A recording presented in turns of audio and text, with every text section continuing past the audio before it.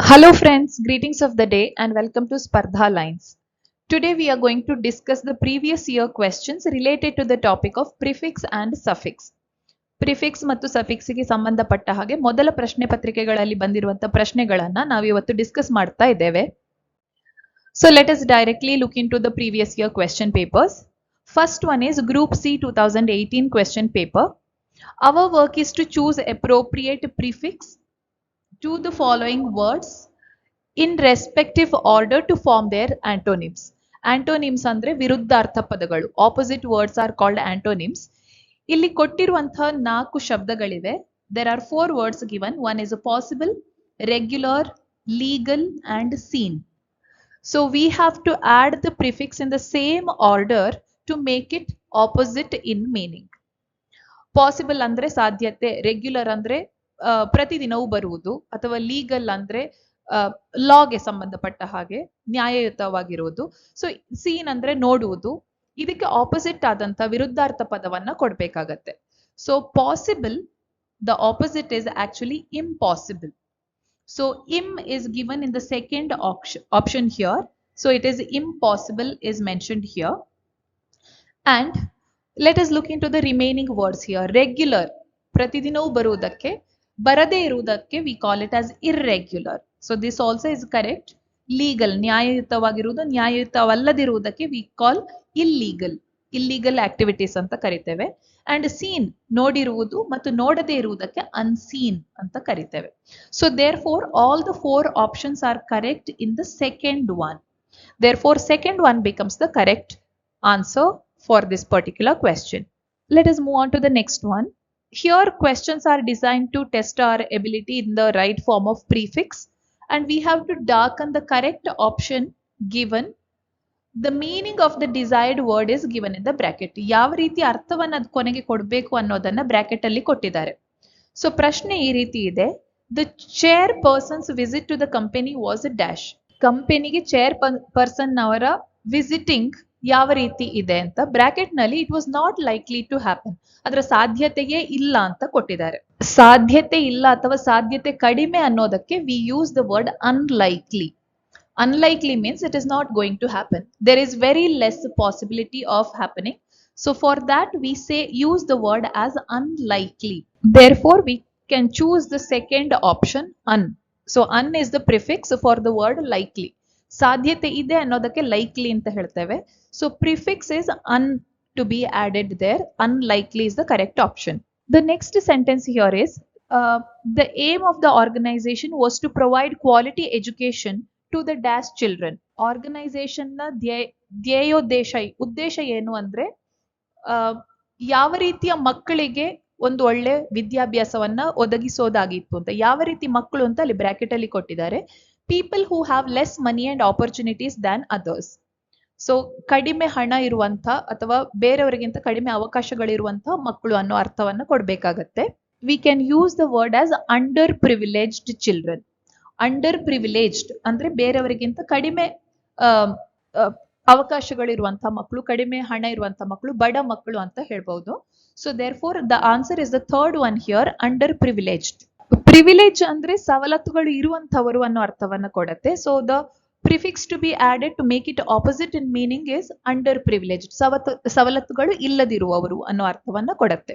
Moving on to the next one. The officer was a dash to his own community. So the meaning that has to indicate is not being firm in friendship or support. Officer ಅವರು ತನ್ನದೇ ಆದಂತಹ ಒಂದು ಕಮ್ಯುನಿಟಿಗೆ friendly ಆಗಿರ್ಲಿಲ್ಲ, supportive ಆಗಿರ್ಲಿಲ್ಲ ಅನ್ನೋ ಅರ್ಥವನ್ನ ಕೊಡ್ಬೇಕಾಗತ್ತೆ. So he was not being supportive, not being firm in friendship. ಅವರ ಸಹಾಯವನ್ನ ನೀಡ್ತಾ ಇರ್ಲಿಲ್ಲ, ಹೆಲ್ಪ್ ಅನ್ನ, ಸಹಾಯವನ್ನ ಅಥವಾ ಸಪೋರ್ಟ್ ಅನ್ನ ಕೊಡ್ತಾ ಇರ್ಲಿಲ್ಲ ಅನ್ನೋ ಅರ್ಥವನ್ನ ಕೊಡ್ಬೇಕಾಗತ್ತೆ. The word we can use here is unsupportive. UNSUPPORTIVE. So unsupportive ಅನ್ನೋದು ಅದರಲ್ಲಿ ಬ್ರಾಕೆಟ್ ಅಲ್ಲಿ ಕೊಟ್ಟಿರುವಂತಹ ಅರ್ಥವನ್ನ ಕೊಡುವಂತಹ ಶಬ್ದವಾಗಿದೆ. Therefore first one is the correct option, unsupportive. Moving on to the next one. He is one of the dash of our country. ಅವನು ನಮ್ಮ ದೇಶದ ಒಬ್ಬ ಡ್ಯಾಶ್ ಅಂತ ಕೊಟ್ಟಿದ್ದಾರೆ. ಯಾವ ಅರ್ಥವನ್ನು ಕೊಡ್ಬೇಕಾಗಿತ್ತು? Having several million pounds or dollars. ಬಹಳಷ್ಟು ಹಣವನ್ನು ಹೊಂದಿರುವಂತಹ ವ್ಯಕ್ತಿ, ಹಲವಾರು ಲಕ್ಷ ಕೋಟಿಗಳಷ್ಟು ಹಣವನ್ನು ಹೊಂದಿರುವಂತಹ ವ್ಯಕ್ತಿ, ನಮ್ಮ ದೇಶದ ಒಬ್ಬ ಡ್ಯಾಶ್ ಬಹಳಷ್ಟು ಹಣ ಹೊಂದಿರುವನು ಅಂದ್ರೆ ಬಹಳ ಶ್ರೀಮಂತ ವ್ಯಕ್ತಿ ಅನ್ನೋ ಅರ್ಥವನ್ನ ಕೊಡ್ಬೇಕಾಗತ್ತೆ. ಹಲವಾರು ಮಿಲಿಯನ್ ಅನ್ನು ಹೊಂದಿರುವನು ಅಂದ್ರೆ multi millionaire should be the correct option. Multi ಅಂದ್ರೆ ಹಲವಾರು, ಮಿಲಿಯನೇರ್ ಅನ್ನೋದು ಬೇಸ್ ವರ್ಡ್, ಅದು ಬೇಸ್ ವರ್ಡ್ ಆಗತ್ತೆ. ಮಲ್ಟಿ ಅನ್ನೋದನ್ನ ನಾವು ಪ್ರಿಫಿಕ್ಸ್ ಅಂತ ಕರಿಬಹುದು. So therefore it becomes multi millionaire. The spelling is MULTI million, MILLION, air, AIRE. So this is the correct spelling. Moving on to the next question. The army general did not like dash personnel around him. Army general ಅವರಿಗೆ ಅವರ ಸುತ್ತಮುತ್ತ ಯಾವ ರೀತಿಯ ಕೆಲಸಗಾರರನ್ನ ಇಷ್ಟವಾಗ್ತಿರ್ಲಿಲ್ಲ ಅಂತ ಕೊಟ್ಟಿದ್ದಾರೆ. So bracket ಅಲ್ಲಿ ಅದರ meaning ಕೊಟ್ಟಿದ್ದಾರೆ, members of armed forces there duty does not include fighting. ಇವಾಗ ಯೋಧರ ಟೀಮಿನಲ್ಲಿ ಇರುವಂತ ವ್ಯಕ್ತಿಗಳು ಆದ್ರೆ ಫೈಟಿಂಗಿನಲ್ಲಿ ಅಥವಾ ಯುದ್ಧದಲ್ಲಿ ಪಾಲ್ಗೊಳ್ಳದಿರುವಂತ ಸಿಪಾಯಿಗಳು ಅನ್ನೋ ಅರ್ಥವನ್ನ ಕೊಡ್ಬೇಕಾಗತ್ತೆ. ಆರ್ಮಿಯಲ್ಲಿ ಇದ್ದುಕೊಂಡು ಫೈಟಿಂಗ್ನಲ್ಲಿ ಅಥವಾ ಯುದ್ಧದಲ್ಲಿ ತೊಡಗಿಸಿಕೊಳ್ಳದಿರುವಂತ ಉದ್ಯೋಗ ಹೊಂದಿರುವವರನ್ನ ನಾವು ನಾನ್ ಕಾಂಬಟೆಂಟ್ ಟ್ರೂಪ್ಸ್ ಅಂತ ಕರಿತೇವೆ. Non combatant, that should be the correct option here. NONCOMBANTANT. So B becomes, second one becomes the correct option. The next one is I am not interested in dash politics. ನನಗೆ ಯಾವ ರೀತಿಯ politics ನಲ್ಲಿ, ರಾಜಕೀಯದಲ್ಲಿ interest ಇಲ್ಲ ಅಂತ. Between different Nations ಅನ್ನೋ ಅರ್ಥವನ್ನ ಕೊಡ್ಬೇಕಾಗುತ್ತೆ. ಯಾವ್ದ್ರಲ್ಲಿ ಆಸಕ್ತಿ ಇಲ್ಲ, ಬೇರೆ ಬೇರೆ ರಾಷ್ಟ್ರಗಳ ನಡುವಿನ ಪಾಲಿಟಿಕ್ಸ್ ಅಥವಾ ರಾಜಕೀಯದಲ್ಲಿ ಇಂಟ್ರೆಸ್ಟ್ ಇಲ್ಲ ಅಂತ ತೋರಿಸ್ಕೊಡ್ಬೇಕು. We can call it as international, ಅಂದ್ರೆ ಬೇರೆ ಬೇರೆ ರಾಷ್ಟ್ರಗಳ ಮಧ್ಯೆ ಅನ್ನೋದಕ್ಕೆ. ನೇಷನ್ ಅಂದ್ರೆ ರಾಷ್ಟ್ರಗಳು, so it becomes international. Second one can be the correct option. INTER and nation spelling NATION, then AL to be added. International is the correct option. Next one, fundamental duties are dash from fundamental rights. Meaning should be cannot be considered separately. ಮೂಲಭೂತ ಹಕ್ಕುಗಳು ಮತ್ತು ಕರ್ತವ್ಯಗಳ ಮಧ್ಯೆ ಏನಿದೆ ಅದು ಎರಡನ್ನು separate ಆಗಿ ಬೇರೆ ಬೇರೆಯಾಗಿ ಪರಿಗಣಿಸುವಂತಿಲ್ಲ ಅನ್ನೋ ಅರ್ಥವನ್ನು ಕೊಡ್ಬೇಕಾಗತ್ತೆ. ಈ ರೀತಿಯ ಪ್ರಶ್ನೆಗಳಲ್ಲಿ ಇನ್ನೊಂದು ಗಮನಿಸಬೇಕಾದ ಅಂಶ ಏನಂದ್ರೆ, ಇಲ್ಲಿ ಸಾಮಾನ್ಯವಾಗಿ ಒಂದು ಶಬ್ದವನ್ನ ಆಲ್ಮೋಸ್ಟ್ ಬೇಸ್ ವರ್ಡ್ಗೆ ಹತ್ತಿರವಾಗಿ ಕೊಟ್ಟಿರ್ತಾರೆ. ಇಲ್ಲಿ ಸಪರೇಟ್ ಅಂದ್ರೆ ಬೇರೆ ಬೇರೆಯಾಗಿ ಅನ್ನೋದು ವರ್ಡ್ ಆಗಿರುತ್ತೆ. Probably that is the base word. Then we can see what prefix goes well with that base word. ಅದನ್ನ ಬೇಸ್ ವರ್ಡ್ ಆಗಿ ನಾವು ತೆಗೆದುಕೊಂಡ್ರೆ ಯಾವ ಪ್ರಿಫಿಕ್ಸ್ ನ ಜೊತೆಗೆ ಅದನ್ನು ಹೊಂದಿಸಬಹುದು ಅಂತ ನಾವು ಮ್ಯಾಚ್ ಮಾಡಿದ್ರೆ ನಮ್ಗೆ ಅಲ್ಲೇ ಆನ್ಸರ್ ಸಿಗತ್ತೆ. So we can use it as fundamental duties are inseparable from fundamental rights. Inseparable, ಬೇರೆ ಬೇರೆ ಆಗಿಸುವಂತಿಲ್ಲ ಅನ್ನೋ ಅರ್ಥವನ್ನ ಕೊಡುತ್ತೆ. Therefore the correct option is first one, inseparable. Moving on to the next question. The dash of Malini is a wonderful singer. Former husband ಅಂತ ಕೊಟ್ಟಿದ್ದಾರೆ. ಮಾಲಿನಿಯ dash ಅವರು ಬಹಳ ಸುಂದರವಾದ ಒಳ್ಳೆ ಹಾಡುಗಾರರು, ಬಹಳ ಒಳ್ಳೆ ಹಾಡುಗಾರರು. ಸೊ ಮಾಲಿನಿ ಅವರ ಡ್ಯಾಶ್ ಅವರು ಯಾರು? ಹಿಂದಿನ ಗಂಡ. ಫಾರ್ಮರ್ ಹಸ್ಬೆಂಡ್ ಅಂದ್ರೆ ಮೊದಲಿನ ಗಂಡ, ಈಗ ಅವ್ರ ಗಂಡನಾಗಿ ಉಳಿದಿಲ್ಲ. ಅವರನ್ನ ವಿ ಕಾಲ್ ಇಟ್ ಆಸ್ ಹಿಂದಿನವರು ಅಂತ ತೋರಿಸೋದಕ್ಕೆ we call use the prefix ex, EX. ಮೊದಲಿನ, ಈ ಹಿಂದಿನ ಪ್ರಧಾನಿ ಅಂದ್ರೆ ಎಕ್ಸ್ ಪ್ರೈಮ್ ಮಿನಿಸ್ಟರ್, ಅಥವಾ ಈ ಹಿಂದಿನ ಅಧ್ಯಕ್ಷರು, ರಾಷ್ಟ್ರಾಧ್ಯಕ್ಷರು ಅಂದ್ರೆ ಎಕ್ಸ್ ಪ್ರೆಸಿಡೆಂಟ್. ಈ ರೀತಿಯದನ್ನ ನಾವು ಉಪಯೋಗಿಸ್ತೇವೆ. ಅದೇ ರೀತಿಯಲ್ಲಿ ಎಕ್ಸ್ ಹಸ್ಬೆಂಡ್ ಅಂದ್ರೆ ಅವ್ರು ಈಗ ಹಸ್ಬೆಂಡ್ ಅಥವಾ ಗಂಡನಾಗಿ ಇಲ್ಲ, ಮೊದಲಿನ ಗಂಡ ಅನ್ನೋ ಅರ್ಥವನ್ನ ಕೊಡುತ್ತೆ. X husband, X is the correct option. He seems to be very dash person, having abnormal mind. ಅವನು ಯಾವ ರೀತಿಯ ವ್ಯಕ್ತಿಯಾಗಿ ಕಾಣ್ತಾನೆ? ಎಬ್ನಾರ್ಮಲ್ ಮೈಂಡ್ ಅನ್ನ ಹೊಂದಿರೋ, ಅಸಹಜ ಬುದ್ಧಿ ಅಥವಾ ಮೈಂಡ್ ಅನ್ನ ಹೊಂದಿರುವನ್ನಾಗಿ ಕಾಣ್ತಾನೆ ಅಂತ ಹೇಳ್ಬಹುದು. ಮನಸ್ಸು ಸರಿಯಾಗಿಲ್ಲ ಅನ್ನೋದಕ್ಕೆ V call it as unstable mind. For example, ಅಸ್ಥಿರ ಮನಸ್ಥಿತಿ ಅಂತ ಕರಿಬಹುದು. ಅದನ್ನ ಇಂಗ್ಲಿಷ್ ನಲ್ಲಿ ಅನ್ಸ್ಟೇಬಲ್ ಅಂತ ಕರಿತೇವೆ. UNSTABLE.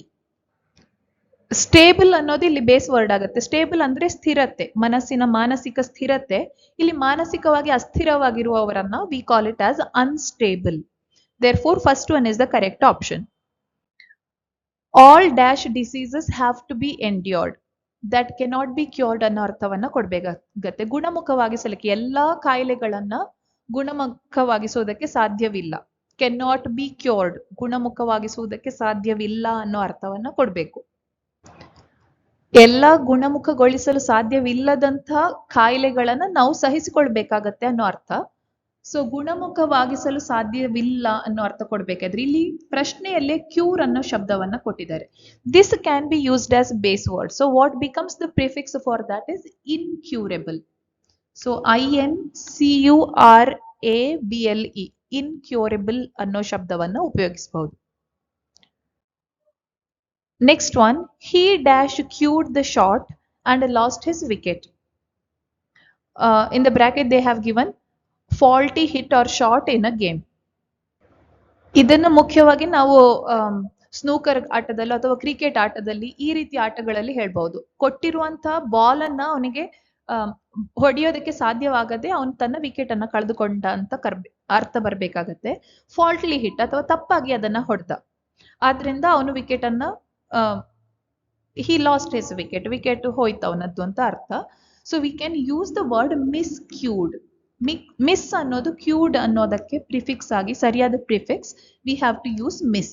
ಹಿ ಮಿಸ್ಕ್ಯೂಡ್ ಅಂದ್ರೆ ಅವನಿಗೆ ತಪ್ಪಿ ಹೋಯ್ತು, ಸರಿಯಾಗಿ ಅದನ್ನ ಹೊಡೆಯೋದಕ್ಕೆ ಕೊಟ್ಟಿರುವಂತಹ ಬಾಲ್ ಅನ್ನ ಕ್ರಿಕೆಟ್ ಬ್ಯಾಟ್ ನಲ್ಲಿ ಹೊಡೆಯೋದಕ್ಕೆ ಸಾಧ್ಯವಾಗ್ಲಿಲ್ಲ ಅನ್ನೋ ಅರ್ಥ. The next one, the principal makes students wait in his dash room before he calls them to his office. Principal ಅವರು ಸ್ಟೂಡೆಂಟ್ಗಳನ್ನ, ಮಕ್ಕಳನ್ನ ಯಾವ ರೂಮಿನಲ್ಲಿ ಕೂರಿಸ್ತಾರೆ, ಅವರನ್ನ ಮೀಟಿಂಗಿಗೆ ಆಫೀಸಿಗೆ ಕರೆಯೋದಕ್ಕಿಂತ ಮುಂಚೆ ಅವ್ರು ಕೂರಿಸುವಂತಹ ರೂಮ್ ಯಾವುದು? Small room leading to a main one.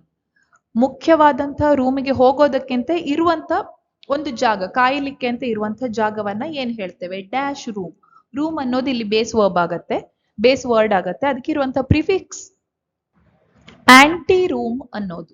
So ANTEROOM, aunty room ಅಂದ್ರೆ ಒಂದು ಚಿಕ್ಕದಾದ ರೂಮ್. ಮುಖ್ಯವಾದ ರೂಮಿಗೆ ಹೋಗ್ಲಿಕ್ಕೆ ಇರುವಂತಹ ಕಾಯುವಂತಹ ಸ್ಥಳಕ್ಕೆ we call it as anteroom. ಇಲ್ಲಿ ಆಂಟಿ ಅಂದ್ರೆ ANTI ಅಂದ್ರೆ ತಪ್ಪಾಗತ್ತೆ. ರೆಸ್ಟ್ ರೂಮ್ ಅಂದ್ರೆ ಟಾಯ್ಲೆಟ್ ಗೆ ಮುಖ್ಯವಾಗಿ ಉಪಯೋಗಿಸ್ತೇವೆ. ಬೆಡ್ರೂಮ್ ಅಂದ್ರೆ ಮಲಗುವ ಕೋಣೆ, ಇದೆಲ್ಲ ತಪ್ಪಾಗತ್ತೆ. So the correct option here is anteroom. ANTEROOM is the correct option. The language learners are generally dash lingual in Indian classrooms. Known more than one language. ಒಂದಕ್ಕಿಂತ ಹೆಚ್ಚು ಭಾಷೆಗಳನ್ನ ಗೊತ್ತಿರುವವರನ್ನ ಏನ್ ಕರಿತೇವೆ? ಲ್ಯಾಂಗ್ವೇಜ್ ಲರ್ನರ್ಸ್ ಅಂದ್ರೆ ಭಾಷೆಯನ್ನ ಕಲಿಯುವವರು ಹೆಚ್ಚಾಗಿ ಒಂದಕ್ಕಿಂತ ಹೆಚ್ಚು ಭಾಷೆಗಳನ್ನ ಗೊತ್ತಿರುವವರಾಗಿರ್ತಾರೆ. ಭಾರತದ ಕ್ಲಾಸ್ ರೂಮ್ಗಳಲ್ಲಿರುವಂತಹ ಮಕ್ಕಳು. ಸೊ ವಿ ಕಾಲ್ ದೆಮ್, ಒಂದಕ್ಕಿಂತ ಹೆಚ್ಚು ಭಾಷೆಗಳನ್ನ ಗೊತ್ತಿರುವವರನ್ನ ನಾವು ಮಲ್ಟಿಲಿಂಗ್ವಲ್ ಅಂತ ಕರಿತೇವೆ. ಬೈಲಿಂಗ್ವಲ್ ಅಂದ್ರೆ ಎರಡು ಭಾಷೆಗಳು ಗೊತ್ತಿರುವವರು. ಮಲ್ಟಿಲಿಂಗ್ವಲ್ ಅಂದ್ರೆ ಇನ್ನೂ ಹೆಚ್ಚಿನ ಭಾಷೆಗಳನ್ನ ತಿಳಿದಿರುವವರು. So we call them as multilingual people. The tennis player can expect a suspension for his dash demeanor. So offence or misdeed, ಅವನು ಏನು ಯಾವುದೋ ರೀತಿಯ ಒಂದು ಒಫೆನ್ಸ್ ಅನ್ನ, ತಪ್ಪನ್ನ ಮಾಡಿದ್ದಾನೆ. ಆದ್ರಿಂದ ಆ ಟೆನ್ನಿಸ್ ಪ್ಲೇಯರ್ ತನ್ನ ಉದ್ಯೋಗದಿಂದ, ತನ್ನ ಕೆಟ್ಟ ಬಿಹೇವಿಯರ್ನಿಂದಾಗಿ ಅವನ ಉದ್ಯೋಗವನ್ನ ಕಳೆದುಕೊಳ್ಬಹುದು, ಸಸ್ಪೆಂಡ್ ಆಗ್ಬಹುದು ಅನ್ನೋ ಅರ್ಥವನ್ನ. ಸೊ ಯಾವ ರೀತಿಯ ಬಿಹೇವಿಯರ್ ಅವನು ಇದ್ದಿದ್ದು, ಅವನದ್ದು ಒಫೆನ್ಸಿವ್ ಅಥವಾ ಕೆಟ್ಟ ಬಿಹೇವಿಯರ್ ಇದ್ದದ್ದು. ಆ ಕೆಟ್ಟದ್ದು ಅನ್ನೋದನ್ನ ಯಾವ ರೀತಿ ತೋರಿಸಬೇಕು? Misdemeanour is the correct option here. Misdemeanour ಅಂದ್ರೆ ಕೆಟ್ಟ ನಡತೆ. ಡೆಮಿನಿಯರ್ ಅಂದ್ರೆ ನಡತೆ, ಕೆಟ್ಟ ನಡತೆಗೆ we call it as misdemeanour. So the correct option is the first one. Moving on to the next question. The dash marines of India are keeping a constant vigil on the intruders. Armed warships operating under water. ಅಂದ್ರೆ ನೀರಿನ ಕೆಳಗೆ ಇರುವಂತಹ ಹೋಗುವಂತಹ ನೌಕಾ ಪಡೆಗೆ ಸಂಬಂಧಪಟ್ಟ ಹಾಗಿರುವಂತಹ ವ್ಯಕ್ತಿಗಳು ಹೊರಗಿನಿಂದ ಬರುವಂತಹ ವ್ಯಕ್ತಿಗಳ ಮೇಲೆ ನಿಗಾ ವಹಿಸಲು ಅಲ್ಲಿ ಕಾಯ್ತಾ ಇರ್ತಾರೆ ಭಾರತದ ಬಾರ್ಡರ್ಗಳಲ್ಲಿ ಅಂತ ಅರ್ಥ. ಡ್ಯಾಶ್ ಮೆರೈನ್ಸ್ ಅಂದ್ರೆ ನೀರಿನ ಒಳಗೆ ಇರುವಂತಹ ಮೆರೈನ್ಸ್ ಅಂದ್ರೆ ನೌಕಾಪಡೆಯವರನ್ನ we call it as submarine. Submarine ಅಂದ್ರೆ ನೀರಿನ ಕೆಳಗಡೆ ಹೋಗುವಂತಹ ಶಿಪ್ಗಳು. ನೀರಿನ ಸಂಪೂರ್ಣವಾಗಿ ನೀರಿನಲ್ಲಿ ಮುಳುಗಿ ಅದರ ಒಳಗೆ ಹೋಗುವಂತ ಶಿಪ್ಗಳನ್ನ we call it as submarines. So here correct option is SUB to be added here in the blank. Now the next one, the retired bank manager has a dash of service. Faultless ಅಥವಾ flawless ಅಂದ್ರೆ ದೋಷರಹಿತವಾದಂತಹ service ಅನ್ನ ಆ retired bank manager ಕೊಟ್ಟಿದ್ದಾರೆ ಅನ್ನೋ ಅರ್ಥವನ್ನ ಕೊಡ್ಬೇಕಾಗತ್ತೆ. Here probably we can use the answer as unblemished. Unblemished ಅಂದ್ರೆ ದೋಷರಹಿತ ಅನ್ನೋ ಅರ್ಥವನ್ನ ಕೊಡುತ್ತೆ. UNBLEMISHED. ಇಲ್ಲಿ ಯಾವುದೇ ರೀತಿಯ ಬೇಸ್ ವರ್ಡ್ ಅನ್ನ ಅವರಾಗಿ ಕೊಟ್ಟಿಲ್ಲ. So probably we can use, or if we have to use the word as a fault as a base word, we can say unfaulty service, or otherwise we have another word, unblemished service. So that could be the correct answer. Moving on to the next question, he was not selected because of his dash competence. Lack of ability or qualification to perform a task. ಒಂದು ಕೆಲಸವನ್ನ ನಿರ್ವಹಿಸಲಿಕ್ಕೆ ಅವನಿಗಿದ್ದಂತ ಎಬಿಲಿಟಿಯ ಕೊರತೆ ಅಥವಾ qualification ಕೊರತೆ ಅಂತ ಹೇಳುವ ಅರ್ಥವನ್ನ ಕೊಡ್ಬೇಕಾಗತ್ತೆ. ಅವನಿಗೆ ಯಾಕೆ ಸಿಲೆಕ್ಟ್ ಆಗ್ಲಿಲ್ಲ ಅಂದ್ರೆ ಅದರಿಂದಾಗಿ ಅವನಿಗೆ ಕ್ವಾಲಿಟಿಯ ಕೊರತೆ ಇತ್ತು ಅನ್ನೋ ಅರ್ಥ. Here they have already given the base word as a competence. So the prefix that goes with competence is incompetence anta kariteve. So therefore first one becomes the correct option here. Kannadadalli incompetence andre asamarthate anta karibodu. Therefore first one is the correct option. Next, the new drug was dash effective, not producing an intended effect. ಬೇಕಾದ ರೀತಿಯ effect ಅನ್ನ ಅದು ಕೊಡ್ತಾ ಇರಲಿಲ್ಲ. ಹೊಸದಾಗಿ ತಯಾರು ಮಾಡಿದಂತ ಮದ್ದು ಅಥವಾ ಡ್ರಗ್ ಅಷ್ಟೊಂದು ಎಫೆಕ್ಟಿವ್ ಆಗಿ ಇರಲಿಲ್ಲ ಅನ್ನೋ ಅರ್ಥವನ್ನ ಕೊಡ್ಬೇಕಾಗತ್ತೆ. Effective becomes the base verb here. We use the prefix as ineffective. So ineffective is the prefix. In is the prefix to be added with effective. ಪರಿಣಾಮಕಾರಿ ಆಗಿಲ್ಲದಿರುವುದಕ್ಕೆ ನಾವು ineffective ಅಂತ ಕರಿತೇವೆ. Moving on to the next one. He entered the country dash legally. In an illegal manner ಅಂತ ಕೊಟ್ಟಿದ್ದಾರೆ. ಇದರಲ್ಲೇ ಉತ್ತರ ಇದೆ. So illegally he entered the country. ಅಂದ್ರೆ ನ್ಯಾಯಯುತವಲ್ಲದಿರುವುದನ್ನ ನಾವು ಇಲ್ಲಿಗಲ್ ಅಂತ ಕರಿತೇವೆ. So not allowed by the law. Law ಪ್ರಕಾರ ನ್ಯಾಯಯುತವಾಗಿ ನಾವು ಹೋಗುವ ಹಾಗಿಲ್ಲ. ಇನ್ನೊಂದು ದೇಶದ ಒಳಗೆ ಬೌಂಡ್ರಿಯ ಒಳಗೆ ಹೋಗುವ ಹಾಗಿಲ್ಲ. ಅವನು ಯಾವ ರೀತಿ ದೇಶದ ಒಳಗೆ ನುಗ್ಗಿದ ಅಂದ್ರೆ ಇಲ್ಲಿಗಲ್ ಆಗಿ ನುಗ್ಗಿದ. So ill is the correct option here. The board completely dash missed his recommendations. So brush aside, not give any attention. ಯಾವುದೇ ರೀತಿಯ ಅಟೆನ್ಷನ್ ಕೊಟ್ಟಿಲ್ಲ, ಅದನ್ನ ದೂರಕ್ಕೆ ತಳ್ಳಿ ಹಾಕಿತು ಅನ್ನೋ ಅರ್ಥವನ್ನ ಕೊಡ್ಬೇಕಾಗತ್ತೆ. ತಳ್ಳಿ ಹಾಕೋದಕ್ಕೆ we use the word as dismiss. The board completely dismissed his recommendation. ಅವನು ಕೊಟ್ಟಿರುವಂತ ರೆಕಮೆಂಡೇಶನ್ ಅನ್ನ ಬೋರ್ಡ್ನವರು ಕಂಪನಿಯವರು ತಳ್ಳಿ ಹಾಕಿದ್ರು ಅನ್ನೋ ಅರ್ಥ. So dismiss is the correct option here. Next one, many children die in the country because of dash nutrition. A state of poor nutrition. ಸಾಕಷ್ಟು nutrition ಮಕ್ಕಳಿಗೆ ಸಿಗದೇ ಇರುವಂತಹ ಸ್ಟೇಟಿಗೆ ನಾವೇನೇ ಅಂತೇವೆ ಅಂದ್ರೆ ನ್ಯೂಟ್ರಿಷನ್ ಅಂತ ಕರಿತೇವೆ. ನ್ಯೂಟ್ರಿಷನ್ ಎಸ್ಪೆಷಲಿ ಆಫ್ರಿಕಾದಂತಹ ದೇಶಗಳಲ್ಲಿ ಸಾಕಷ್ಟು ಆಹಾರದ ಕೊರತೆ ಇರುವುದರಿಂದ, ಸಾಕಷ್ಟು ಆಹಾರ ಮಕ್ಕಳಿಗೆ ಸಿಗದಿರುವುದರಿಂದ ಹಲವಾರು ಮಕ್ಕಳು ಸತ್ತೋಗ್ತಾ ಇದ್ದಾರೆ. ಸೊ ಬಿಕಾಸ್ ಆಫ್ ನ್ಯೂಟ್ರಿಷನ್ ಅಂದ್ರೆ ನ್ಯೂಟ್ರಿಷನ್ನಿನ ಕೊರತೆ. So second one is the correct option here.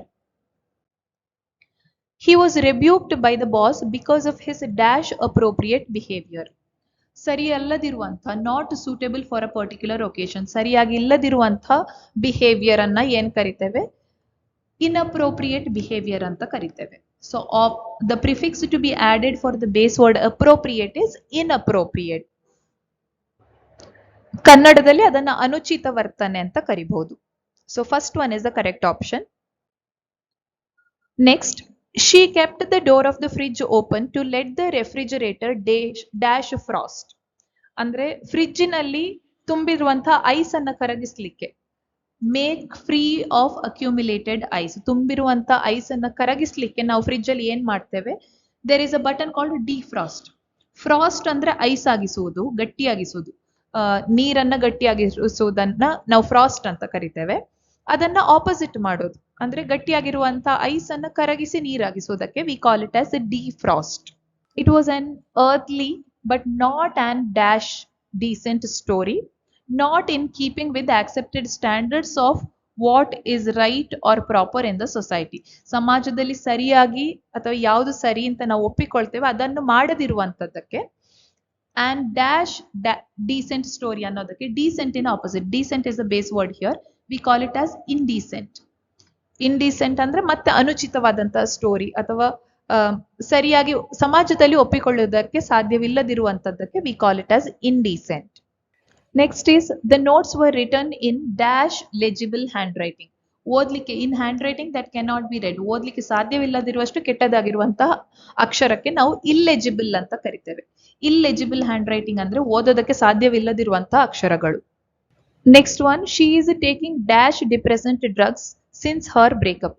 ಅವಳ ಸಂಬಂಧ ಮುರಿದು ಬಿದ್ದ ಮೇಲೆ ಮನಸ್ಸನ್ನ ಸ್ಥಿಮಿತದಲ್ಲಿ ಇಡೋದಕ್ಕೆ ಅವಳು ಯಾವ ರೀತಿಯ ಮದ್ದನ್ನ ತೆಗೆದುಕೊಳ್ತಾ ಇದ್ದ ಔಷಧವನ್ನ ತೆಗೆದುಕೊಳ್ತಾ ಇದ್ದಾಳೆ ಅಂದ್ರೆ ಡಿಪ್ರೆಸ್ ಆಗಿರೋದಕ್ಕೆ, ಅಂದ್ರೆ ಬಹಳ ಖಿನ್ನತೆಗೆ ಒಳಗಾಗಿರುವವಳು ಖಿನ್ನತೆಯಿಂದ ಹೊರಬರ್ಲಿಕ್ಕೆ ಉಪಯೋಗಿಸೋದು. So opposite of depressant is antidepressant. Now this time it is not ANTE, it is ANTI, depressant drugs.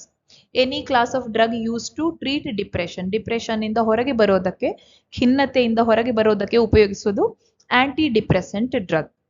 He was dash assured by the company that he would get the money back on time.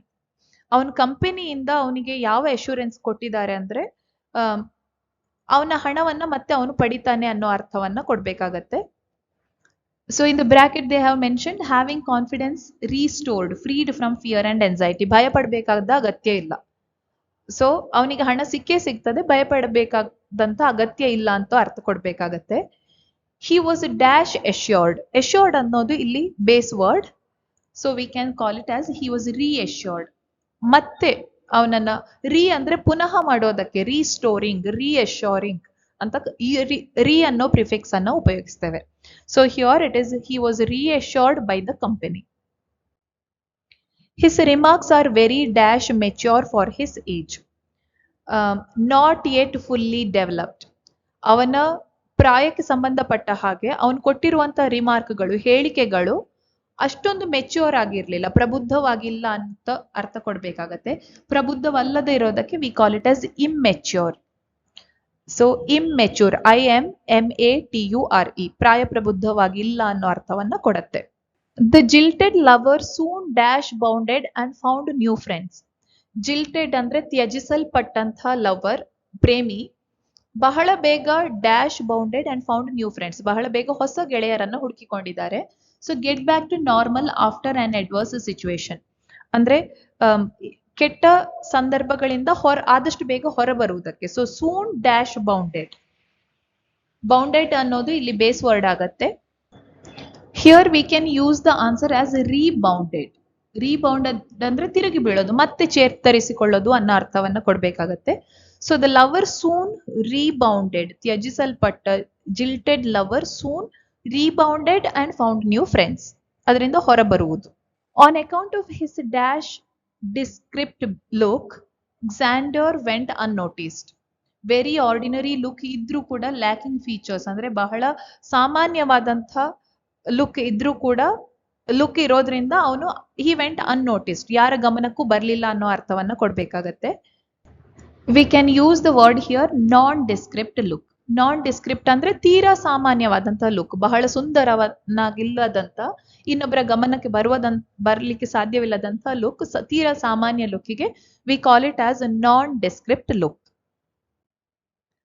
Next one, the girl tried dash navigating the puddle of slush, go around and avoiding something. ಅಲ್ಲಿ ಕೆಳಗಡೆ ಕೆಸರಿರೋದ್ರಿಂದ ಅದನ್ನ ತಪ್ಪಿಸ್ಲಿಕ್ಕೋಸ್ಕರ ಹುಡುಗಿ ಸುತ್ತು ಬಳಸಿ ಹೋಗೋದಕ್ಕೆ. So we call it as circumnavigating. Circumnavigating ಅಂದ್ರೆ ಸರ್ಕಲ್ ಅಂದ್ರೆ ಸುತ್ತು.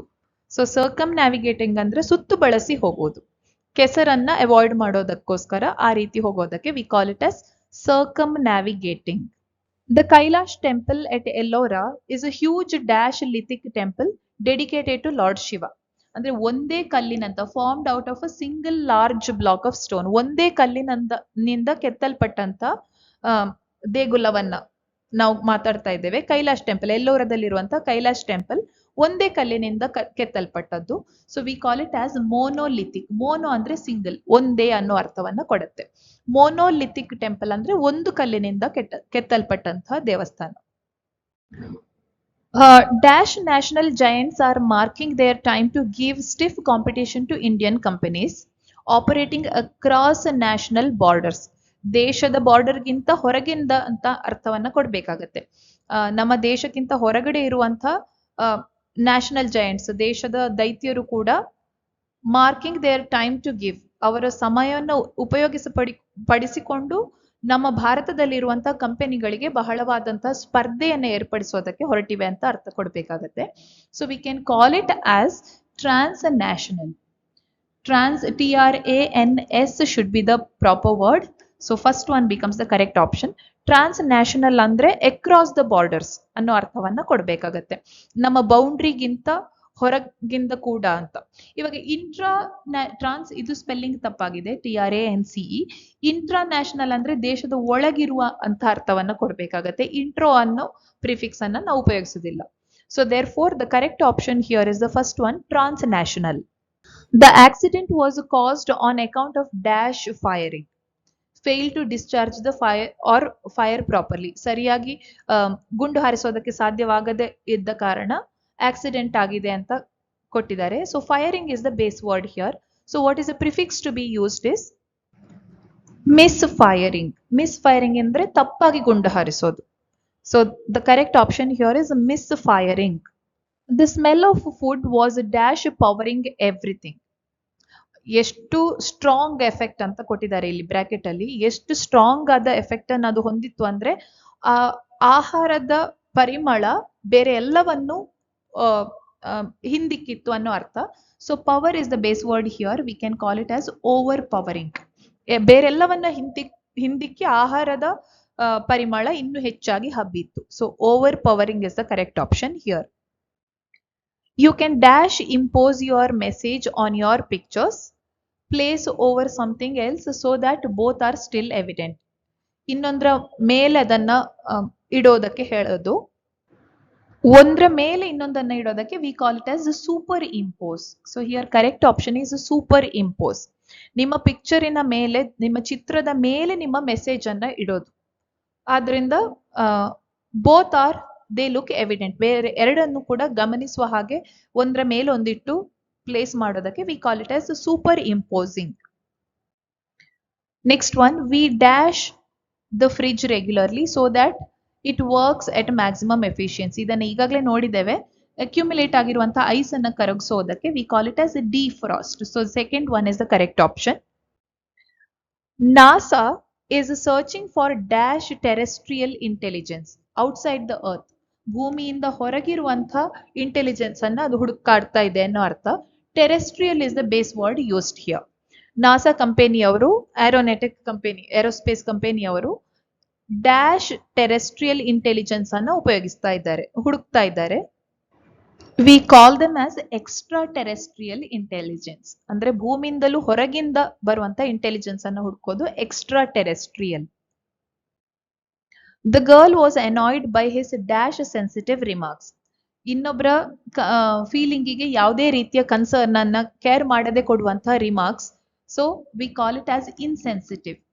ಇನ್ನೊಬ್ಬರ ಕಷ್ಟವನ್ನ ಅರ್ಥ ಮಾಡಿಕೊಳ್ಳದೆ ಕೊಡುವಂತಹ ಹೇಳಿಕೆಗಳು V call it as insensitive. Our inner strength will dash able us to prevail over life's obstacles. ಜೀವನದಲ್ಲಿ ಬರುವಂತ ಅಡೆತಡೆಗಳು, ಕಷ್ಟಗಳನ್ನ ಸರಿಪಡಿಸೋದಕ್ಕೆ, ಅದರ ಮುಖಾಂತರ ಹಾದು ಬರುವುದಕ್ಕೆ ನಮ್ಗೆ ಯಾವ್ದು ಹೆಲ್ಪ್ ಮಾಡುತ್ತೆ ಅಂದ್ರೆ ನಮ್ಮ ಒಳಗಿನ ಶಕ್ತಿ, ನಮ್ಮ ಇನ್ನರ್ ಸ್ಟ್ರೆಂತ್ ಅಂತ ಹೇಳ್ಬೋದು. So it enables us. So ENABLE is the correct option. It enables, ಸಾಧ್ಯವಾಗಿಸ್ತದೆ ಅನ್ನೋ ಅರ್ಥವನ್ನ ಕೊಡತ್ತೆ. Next one, the spectators in the dash theatre cheered the gladiators. Audience ಕೂತ್ಕೊಂಡಿರುವಂತ ನೋಡುಗರು, ಯಾವ ಥಿಯೇಟರ್ ಅಲ್ಲಿ ಕುಳಿತುಕೊಂಡಿರುವಂತ ನೋಡುಗರು ಅಂತ ನಾವು ಕೊಡ್ಬೇಕಾಗತ್ತೆ. ಆ ಥಿಯೇಟರ್ಗೆ open circle building with central space for dramatic event. ಮಧ್ಯದಲ್ಲಿ ಸ್ಟೇಜ್ ಇದ್ದು ಸುತ್ತಲೂ ಗ್ಯಾಲರಿ ಸೀಟ್ ಇರುವಂತ ಥಿಯೇಟರ್ ಅನ್ನ, ಮುಖ್ಯವಾಗಿ ಇದು ನಾಟಕ ಪ್ರದರ್ಶನಕ್ಕೆ ಉಪಯೋಗಿಸ್ತಾರೆ. ನಾವು ಅದನ್ನ ಆಂಫಿ ಥಿಯೇಟರ್ ಅಂತ ಕರಿತೇವೆ. ಕೆಳಗಡೆ ನೆಲದ ಲೆವೆಲ್ ಅಲ್ಲಿ ಸ್ಟೇಜ್ ಇರತ್ತೆ, ಕೂತ್ಕೊಳ್ಳುವಂತಹ ಆಡಿಯನ್ಸ್ ಅದರ ಸುತ್ತಲೂ ಎತ್ತರಕ್ಕೆ ಕೂತ್ಕೊಳ್ತಾರೆ. ಬೇರೆ ಎಲ್ಲ ಕಡೆ ಏನಾಗತ್ತೆ ಅಂದ್ರೆ ತಗ್ಗಿನಲ್ಲಿ ಜನರು ಕೂತ್ಕೊಂಡಿರ್ತಾರೆ, ಎತ್ತರದಲ್ಲಿ ಸ್ಟೇಜ್ ಇರತ್ತೆ. ಇದು ಆಪೋಸಿಟ್ ಆಗಿರೋದನ್ನ ನಾವು ಆಂಫಿ ಥಿಯೇಟರ್ ಅಂತ ಕರಿತೇವೆ. Moving on to the next one. He gave and dash taking not to leave the country before the trial. A formal pledge ಅನ್ನೋ ಅರ್ಥವನ್ನ ಕೊಡ್ಬೇಕಾಗತ್ತೆ. We call it, the correct answer is an undertaking is the correct option here. Undertaking ಅಂದ್ರೆ ಒಂದು ಭಾಷೆ ಕೊಡುವುದು ಅನ್ನೋ ಅರ್ಥವನ್ನ ಕೊಡುತ್ತೆ. Formal pledge ಅಂದ್ರೆ ಭಾಷೆ ಕೊಡುವುದು. So here taking is the base word. Prefix to be used is undertaking. And the next one, Republic of India has a dash lingual states. ಹಲವಾರು ಭಾಷೆಗಳನ್ನ ಮಾತನಾಡುವುದಕ್ಕೆ ಈಗಾಗಲೇ ಹೇಳಿದಾಗೆ we call it as multilingual states. ಹಲವಾರು ಭಾಷೆಗಳನ್ನ ಮಾತಾಡುದು. ಎರಡೇ ಭಾಷೆ ಅಂದ್ರೆ ನಾವು ಬೈಲಿಂಗ್ವಲ್ ಅಂತ ಕರಿತೇವೆ, ಎರಡೇ ಭಾಷೆಗಳನ್ನು ಮಾತಾಡೋದು. ಸೊ ಹಲವಾರು ಭಾಷೆ, ಸೆವೆರಲ್ ಲ್ಯಾಂಗ್ವೇಜ್ ಅಂತ ಕೊಟ್ಟಿದ್ದಾರೆ. V call it as multilingual States. ಅಂದ್ರೆ ಭಾರತದಲ್ಲಿ ಹಲವಾರು ರಾಜ್ಯಗಳಲ್ಲಿ ಎರಡು ಅಥವಾ ಎರಡಕ್ಕಿಂತ ಹೆಚ್ಚು ಭಾಷೆಗಳನ್ನ ಜೊತೆಯಾಗಿ ಮಾತನಾಡ್ತಾರೆ. ಕರ್ನಾಟಕದಲ್ಲೇ ಹಲವಾರು ಭಾಷೆಗಳನ್ನ ನಾವು ಮಾತಾಡ್ತೇವೆ. So it is a multilingual state. So with this, we have completed all the previous year questions related to the topic of prefix and suffix. I hope you have understood. Thank you.